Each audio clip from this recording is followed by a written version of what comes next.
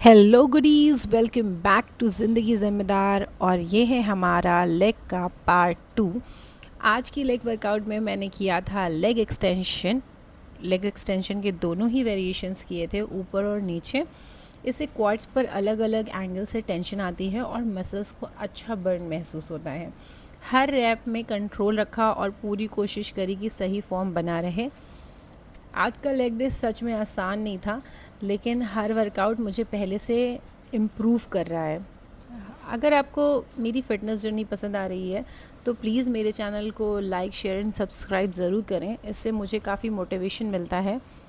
और जैसा कि मैंने आपको बताया कि हर एक एक्सरसाइज के 3 सेट परफॉर्म किए जाते हैं, तो इस एक्सरसाइज के भी 3 सेट परफॉर्म किए गए थे। वेट इंक्रीज़ किया जाता है, रेपिटेशंस कम किए जाते हैं।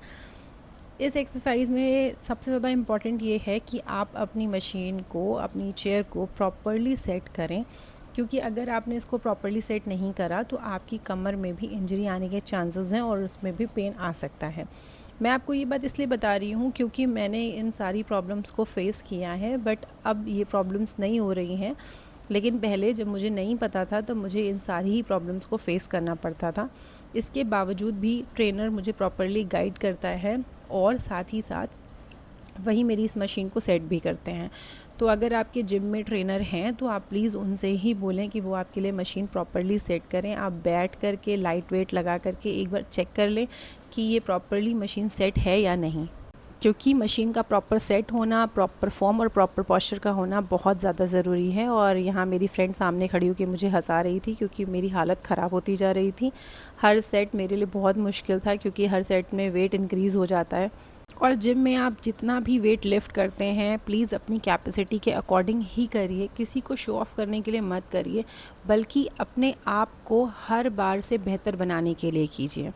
अब हमने अपनी फॉर्म को चेंज कर दिया है। इससे पहले हम नीचे से ऊपर की तरफ लेग एक्सटेंशंस कर रहे थे, अब हम ऊपर से नीचे की तरफ कर रहे थे।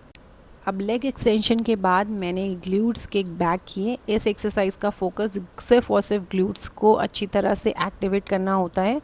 और मैंने इस एक्सरसाइज के भी 3 सेट करे थे। ये आप 2 फॉर्म में कर सकते हो। पहला आप इस बेंच पे कर सकते हो, दूसरा आप केबल पे भी कर सकते हो।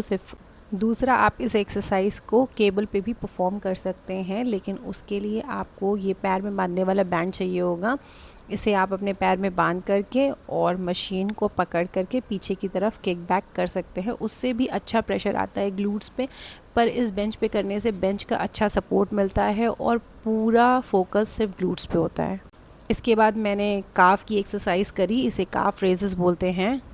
और जितना फोकस आप बाकी एक्सरसाइजेस पे करते हैं, उतना फोकस आपको अपने काफ रेजेस पे भी करना चाहिए, क्योंकि मज़बूत और बैलेंस्ड पैरों के लिए काव्स की ट्रेनिंग भी उतनी ही ज़रूरी होती है। इसके भी मैंने 3 सेट पूरे किए, आखिरी तक पूरी मेहनत लगाई रखी और मैंने अपने आप को कमज़ोर नहीं पड़ने दिया। हालांकि मेरे काफ्स बहुत ज़्यादा टाइट हो चुके थे। ये लेग डे मेरे लिए इतना चैलेंजिंग था। मैंने लेग डे की 2 वीडियोस बनाए हैं, 2 पार्ट में। इसके बाद हम दूसरी एक्सरसाइज की तरफ मूव करेंगे, जिसका नाम है डंबल स्टैंडिंग काव रेस।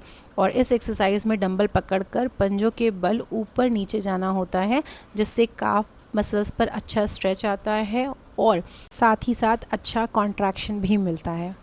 और मेरा मानना ये है कि आप जिम में बाकी लोगों को देख करके अपने आप को ज़्यादा स्ट्रेस आउट ना करें, क्योंकि एकदम से नहीं होता है, पर धीरे धीरे एक दिन ज़रूर होता है। बस आज के वीडियो में इतना ही। Thank you.